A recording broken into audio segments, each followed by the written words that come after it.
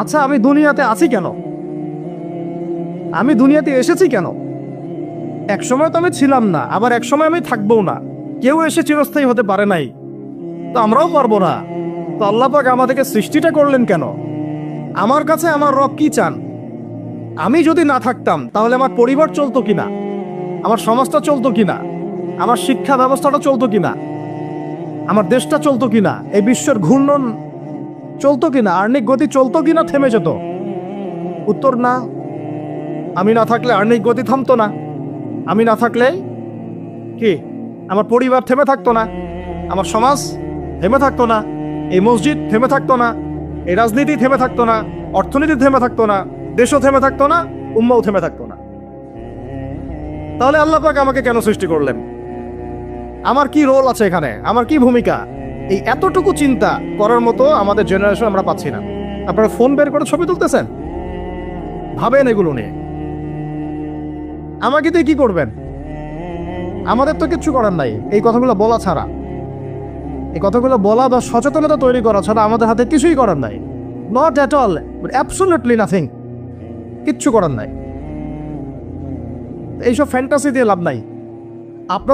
আপনাদের মধ্য থেকে জেনারেশন তৈরি করতে, আলেম তৈরি করতে হবে। আপনাদের মধ্য থেকে কারি, হাফেজ, দাঈল আল্লাহ এবং উম্মার নেতৃত্ব প্রদানকারী জেনারেশন তৈরি করতে হবে। এইসব চেয়ারে বসে কয়জন? সারা বাংলাদেশে হয়তো 50 জন, 100 জন। এই 100টা মানুষ ইউনাইটেড না, তারাও বিক্ষিপ্ত। 16 কোটি মুসলিমের দেশ বলছেন, 16,000 দলে বিভক্ত। এর মধ্যে সবচেয়ে বিশুদ্ধ যেটাকে আমরা মনে করি, সেখানেও দেখবেন যে আরো 10টা 20টা দল হয়ে বসে আছে। এর বাইরে গিয়ে আবার যারা বললো না তারা বিশুদ্ধ নয়, আমরাই সবচেয়ে বিশুদ্ধ, ওদের মধ্যেও 10টা দল হয়ে গেল। না তারা ইউনাইটেড, না তারা মানে আমরা, না আমরা ইউনাইটেড, আর না আমাদের কোনো আমিরুল মুমিনিন আছে যিনি সবাইকে একটা জায়গায় নিয়ে দিনের কিছু খেদমত নিবেন। আসসালামু আলাইকুম থাকবে, শুনলাম মানলাম আনুগত্য করলাম, এমন থাকবে? নাই।